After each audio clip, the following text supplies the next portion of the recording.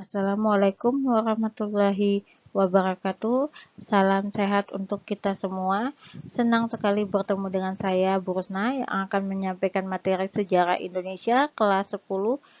Sesuai arahan Kepala Dinas Kota Balikpapan, maka kita tidak bisa melakukan pembelajaran secara langsung. Oleh sebab itu, melalui video pembelajaran ini, Ibu harap kalian tetap semangat belajarnya. Bab pertama yaitu cara berpikir sejarah,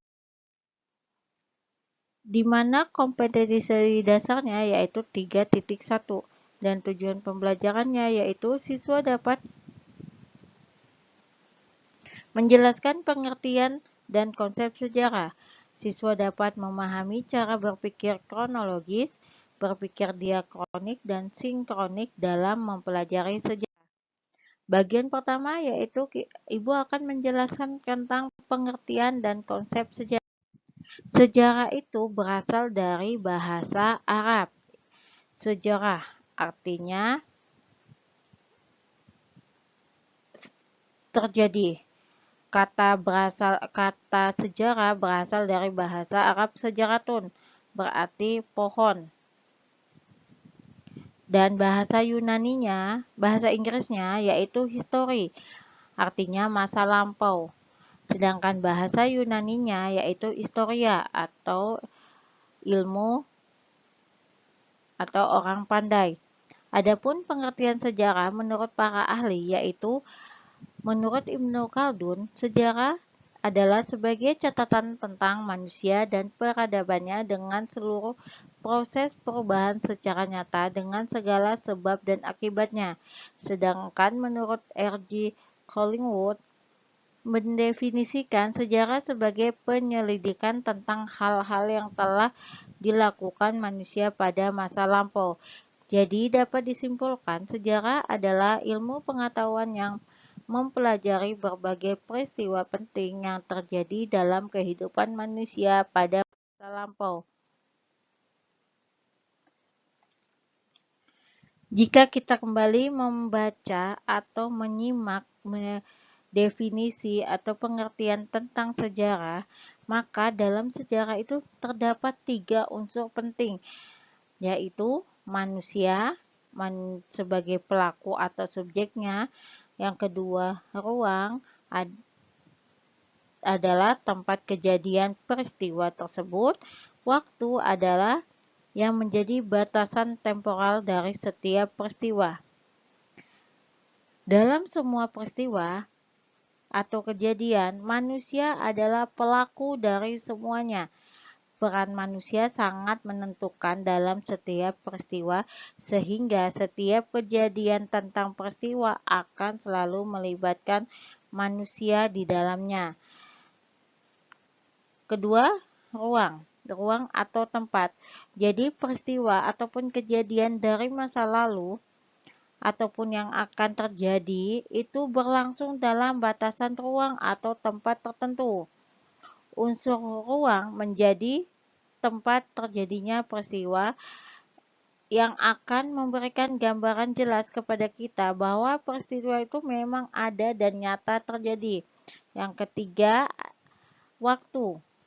Adapun waktu menjadi batasan temporal dari setiap peristiwa yang terjadi atau perjalanan hidup manusia. Sejarah manusia tidak akan terlepas dari waktu manusia dan ruang itu sendiri. Bagian 2 yaitu cara berpikir sejarah dan contohnya. Yang pertama adalah berpikir kronologis, kedua berpikir diakronik, dan berpikir sinkronik. Jadi berpikir kronologis ini hampir sama dengan berpikir diakronik. Oke. Penempatan peristiwa atau latar, setting, tokoh, ataupun dialog yang tidak sesuai dengan tempat dan waktu terjadinya peristiwa.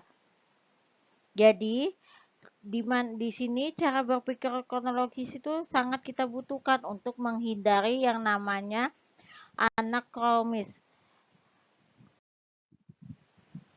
Contoh dari cara berpikir kronologis, yaitu cara berpikir kronologis juga membantu kita agar lebih mudah dapat menghubungkan dan membandingkan peristiwa sejarah yang terjadi di suatu tempat yang berbeda tapi dalam waktu yang sama. Contohnya sini, bom atom yang dijatuhkan di Hiroshima dan Nagasaki itu terjadi pada Agustus 1945 dan bertepatan dengan itu saat bom atom dijatuhkan di Hiroshima, Jepang menyerahkan diri kepada sekutu atau menyatakan kalah kepada sekutu secara bersamaan. Dalam waktu bersamaan pada bulan Agustus juga pada tahun 1945 Indonesia melakukan proklamasi kemerdekaan Indonesia yang terjadi juga pada bulan Agustus 1945. Ini contoh cara berpikir kronologis. Jadi, cara berpikir kronologis itu kita dapat menghubungkan atau membandingkan peristiwa sejarah yang terjadi di suatu tempatnya berbeda, atau ruangnya berbeda, atau tempat kejadiannya itu berbeda, tapi dalam waktu yang sama. Contohnya di sini bom atom yang dijatuhkan di Hiroshima dan Nagasaki dan terjadinya proklamasi kemerdekaan Indonesia itu sendiri. Kedua yaitu cara berpikir diakronik. Secara etimologis atau bahasa Yunaninya, diakronik itu dibagi menjadi 3, yaitu dia atau melalui, dan kronos adalah waktu. Cara berpikir diakronik adalah cara berpikir yang berhubungan dengan pembatasan waktu atau periodisasi. Jadi, cara berpikir diakronik ini hampir sama dengan cara berpikir kronologis tadi. Di sini contohnya tidak fokus dalam satu materi saja. Jadi, tidak fokus dalam, misalnya kita ngambil zaman penjajahan Belanda. Jadi, kita nggak ngambil zaman penjajahan Belanda aja. Jadi, dari zaman prasejarah sampai zaman reformasi. Itu cara berpikir diakronik. Yang terakhir adalah cara berpikir sinkronik. Secara etimologis atau secara bahasa, yaitu bahasa Yunani, sinkronik dibagi menjadi 2, yaitu sin, dengan, dan kronos waktu. Adapun dalam KBBI, Kamus Besar Bahasa Indonesia, sinkronik adalah sebagai segala sesuatu yang bersangkutan dengan peristiwa yang terjadi pada suatu masa atau masa lampau. Contohnya di sini yaitu kondisi sosial dan politik Indonesia pada Orde Baru tahun 1966 sampai tahun 1998 yang ditulis oleh seorang ahli ilmu sosial dan politik. Sinkronik seringkali kita gunakan dalam ilmu sosial seperti sosiologi, politik, antropologi, ekonomi, dan ilmu-ilmu sosial lainnya. Meski begitu, baik ilmu sejarah maupun ilmu sosial saling berkaitan. Ada kalanya ketika ingin meneliti sejarah, kamu bisa menggunakan ilmu sosial, begitupun sebaliknya. Kamu dapat saat kamu mempelajari ilmu sosial, maka kamu membutuhkan ilmu sejarah. Ciri-ciri sinkronik itu ada 4, yaitu melebar dalam waktu, melebar dalam ruang, menyempit dalam waktu. Yang kedua, cakupan kajiannya lebih sempit. Jadi, kita dapat fokus karena kajiannya atau materinya itu lebih sempit, tidak melebar, dan masalahnya itu nggak terlalu meluas kemana-mana. Kajiannya sangat sistematis dan lebih mendalam. Jadi, kajiannya itu terstruktur atau teratur dan bersifat horizontal. Fokus pembahasan diakronik dan sinkronik. Diakronik itu fokus pada 2 hal, yaitu waktu dan periode. Sedangkan sinkronik itu fokus kepada 3 hal, yaitu pola sejarah, gejala sejarah, dan karakteristik sejarah. Sifatnya dan diakronik ini sifatnya memanjang berdasarkan waktunya, namun terbatas pada ruang. Jadi diakronik ini kita tidak terlalu fokus dalam satu kajian sejarah saja, sedangkan sinkronik itu meluas berdasarkan ruang, namun terbatas pada waktu. Jadi sinkronik ini kita lebih fokus dalam satu materi saja. Contohnya seperti ini ya. Kalau diakronik itu contohnya periodisasi kehidupan Indonesia. Jadi diuruntunin dari zaman prasejarah sampai zaman sekarang. Itu diakronik. Sedangkan sinkronik itu kita hanya meneliti atau menelaah tentang satu hal saja. Contohnya kejadian atau peristiwa pembacaan proklamasi kemerdekaan Indonesia. Jadi materinya itu lebih sempit. Sedangkan diakronik itu materinya sangat luas. Jadi ulang lagi sini ya.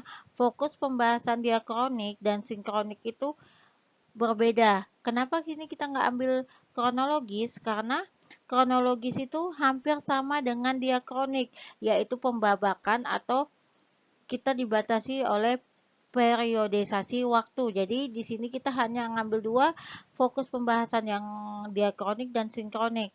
Sedangkan diakronik itu dia fokus pembahasannya hanya dua, waktu dan periode. Sedangkan sinkronik, pola, gejala, dan karakter. Diakronik itu sendiri adalah periodisasi, waktunya itu memanjang, waktunya itu lebih banyak, dan tapi batasan ruangnya atau batasan tempatnya itu terbatas. Contohnya yang tadi, periodisasi perkembangan Indonesia. Jadi dari zaman prasejarah sampai zaman reformasi saat ini. Jadi itu contoh diakronik. Dianya lebih meruntun, lebih terstruktur, lebih teratur sesuai urutan waktunya. Sedangkan sinkronik itu fokus dalam satu materi saja. Contohnya kemerdekaan Indonesia. Berarti kita mempelajari tentang apa yang terjadi pada masa kemerdekaan Indonesia. Indonesia merdeka pada tanggal berapa, pembacaan proklamasi Indonesia dibacakan oleh siapa. Jadi batasan ruangnya, batasan waktunya, dan batasan ruangnya itu terbatas, nggak meluas kemana-mana. Paham sampai sini? Yang ketiga yaitu konsep perubahan dan keberlanjutan dalam sejarah. Konsep perubahan dan keberlanjutan dalam sejarah. Catatan-catatan peristiwa pada masa lalu menunjukkan perubahan dan keberlanjutan dalam sejarah manusia. Perubahan adalah transformasi peristiwa atau kejadian dapat terjadi secara cepat atau lambat. Contohnya perubahan yang terjadi secara cepat. Di sini Ibu ngambil contoh perubahan yang secara cepat. Peristiwa pengeboman di kota Hiroshima dan Nagasaki yang membuat Jepang menyerah pada sekutu pada tanggal 15 Agustus 1945. Dengan waktu yang cepat, Indonesia juga memproklamasikan kemerdekaannya. Itu adalah perubahan. Sedangkan keberlanjutan adalah berjalannya suatu peristiwa secara berkesinambungan. Maksudnya bersambung-sambung atau konsisten tanpa terputus dalam kurun waktu yang lama. Contohnya Wangsa Sailendra berkuasa di Jawa selama 250 tahun. Jadi perubahan dan keberlanjutan itu beda dalam konsep sejarah. Perubahan itu contohnya di sini kita ngambil perubahan yang cepat. Hiroshima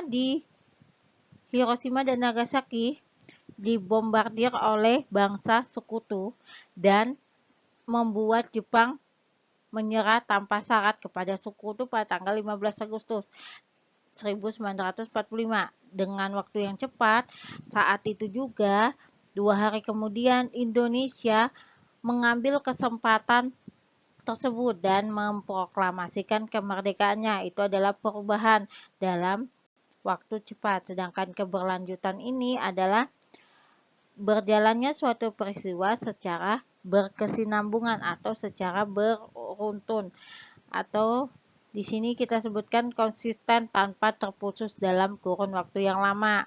Wangsa Selendra, contohnya Wangsa Selendra berkuasa di Jawa selama 250 tahun, atau yang tadi lagi yang kembali lagi yang contoh sebelumnya, yaitu periodisasi bangsa Indonesia. Periodisasi kehidupan bangsa Indonesia itu juga bisa konsep keberlanjutan dalam sejarah, bisa jadikan contoh. Alhamdulillah, materi kita sampai sini dulu. Tetap semangat belajarnya, tetap jaga kesehatan. Masa depan adalah mereka yang menyiapkan hari ini. Wassalamualaikum warahmatullahi wabarakatuh.